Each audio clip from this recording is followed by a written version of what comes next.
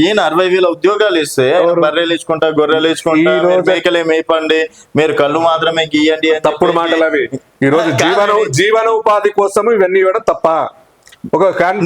అదే ఉద్యోగాలు కల్పించచ్చు. ఉద్యోగాలు ఎందుకు కలిపారు? 2 లక్షల చిల్లర ఉద్యోగాలు ఇచ్చింది మా గవర్నమెంట్ వచ్చిన తర్వాత, బీఆర్ఎస్ గవర్నమెంట్ వచ్చిన తర్వాత. 60,000 ఇచ్చింది కాంగ్రెస్ గవర్నమెంట్. ఎప్పుడు ఇచ్చింది? మేము ఇచ్చిన ఉద్యోగాలని మాకు ఇచ్చిన వాళ్ళు. కేసీఆర్ గవర్నమెంట్ ఉన్నప్పుడు ప్రతిపాదించిన నియామక పత్రాలు కూడా మీకు ఇవ్వడానికి శాత గాక, వాళ్ళకి జీతాలు ఇవ్వడానికి శాతం గాక, ఈ రోజు 1వ తారీఖే ఉద్యోగులకి జీతాలు వేస్తున్నాము, 60,000 ఉద్యోగాలు భర్తీ చేసినాము అంటున్నారు. అన్ని బోగస్ మాటలు. ఈ రోజు ఉద్యోగ సంఘాలు అడగండి. ఈ రోజు ఆర్టీసీ వ్యవస్థ మళ్ళీ ధర్నాకు పిలుపునిచ్చింది. కనిపిస్తలేదా? ఉద్యోగాలు ఇచ్చిన వాళ్ళు అయితే ఎందుకు మాట్లాడతలేరు? ఈ రోజు ఉద్యోగస్తులు ఎందుకు ఒక్కరు కూడా యథార్థంగా లేరు? ఈ రోజు ఉన్న ఏజ్ ఉద్యోగులు ఎవరు 100% మాకున్నారు. మా ఫ్రెండ్స్ లేరు, ఉద్యోగస్తులు ఉన్నారు కదా. హోంగార్డ్ల పరిస్థితి ఏమున్నది? ఎలా పోలీసు వాళ్ళ వ్యవస్థకి ఏమైంది?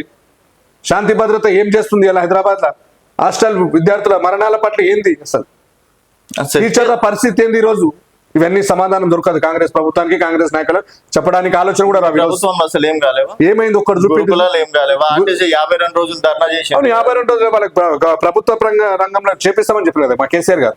వీళ్ళు కూడా చేపిస్తాం. ఎప్పుడు మేము చెప్పినాం, బిల్లు పాస్ చేసినాం, ఇప్పటి వరకు దిక్కు దివానా లేదు. ఆర్టీసీ వాళ్ళు మళ్ళీ ధర్నాకు పిలుపునిచ్చారు. ఈ రోజు అంటే పొరపాటు కాంగ్రెస్ వాళ్ళదా? కాంగ్రెస్ నాయకులు పొరపాటు. ఈరోజు మీరు సరిగ్గా చేయక కాంగ్రెస్ 100% బీఆర్ఎస్ గవర్నమెంట్ వచ్చిన తర్వాతనే అభివృద్ధి.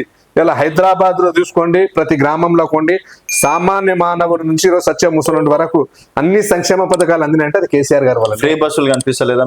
ఫ్రీ బస్ ఎవరికి? 2 లక్షల రుణమాఫీ రుణమాఫీ పాండి. రైతు భరోసా 5,000 ఉంటే ఈ రోజు 6,000 ఇస్తున్నారు. అవి కనిపిస్తలేవు. రాజు గారు సన్న బియ్యం ఎవరు గరీబోలు, పేదోడు, అలాగే ఉన్నోడు కూడా దీని బియ్యం ఇస్తుంటే మీ కళ్ళకి కనిపిస్తలేవా?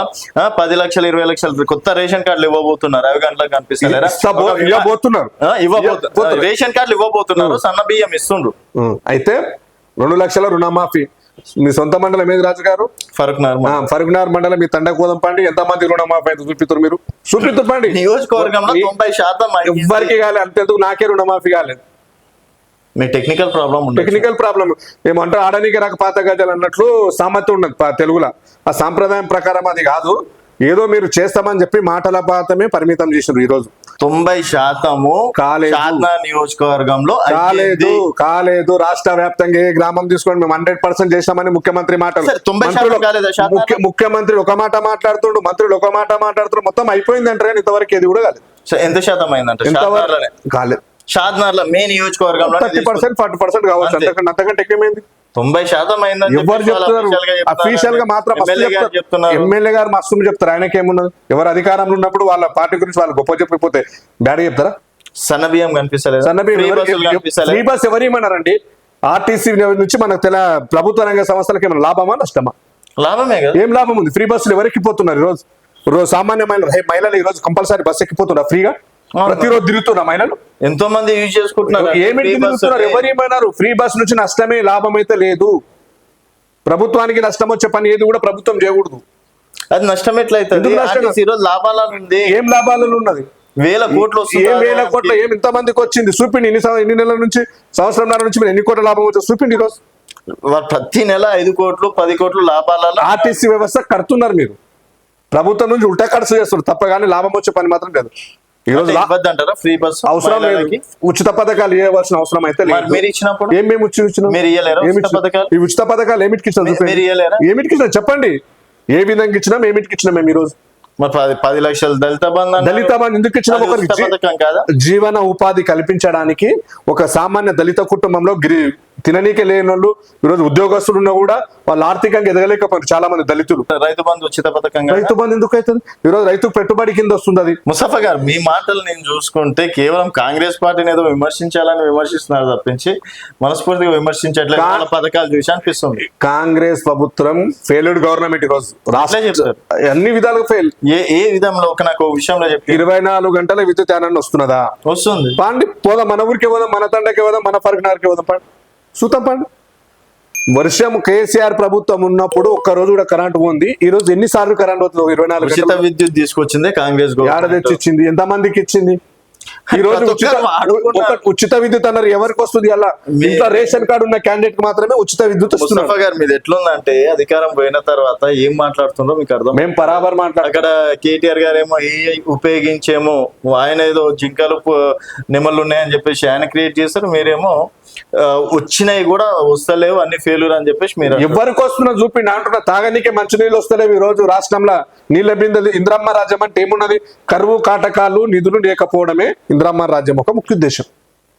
ఎప్పుడైనా కాంగ్రెస్ ప్రభుత్వం అధికారంలో వచ్చిన తర్వాత కరెంట్ కష్టం లేకుండా, మంచినీళ్ళ సమస్య లేకుండా ఎప్పుడైనా ఉన్నదా? గత 60 సంవత్సరాల నుంచి తీసుకున్నా కూడా కాంగ్రెస్ ప్రభుత్వం ఎప్పుడైనా ఫెయిలే, ఎప్పుడు కూడా విజయవంతం కాలే. అంటే బీఆర్ఎస్ ప్రభుత్వమే చేసేసింది. బీఆర్ఎస్ చేయలేదని మేము అంటలేము. కాంగ్రెస్ ప్రభుత్వం కొన్ని ప్రాజెక్టులు కట్టింది గతంలో, దాన్ని మేము ఏకీభవిస్తాం. ఎందుకంటే ప్రభుత్వం చేసిందని చేసిందని చెప్పాలి. ఓకే, ఇలా చంద్రబాబు నాయుడు ఉన్నప్పుడు హైటెక్ సిటీ కట్టాను, కట్టి ఆయన కట్టిన కానీ వేరే వాళ్ళైతే కట్టినని చెప్పలేం కదా. మేము కట్టుకున్నామని డబ్బా కొట్టుకోలేదు.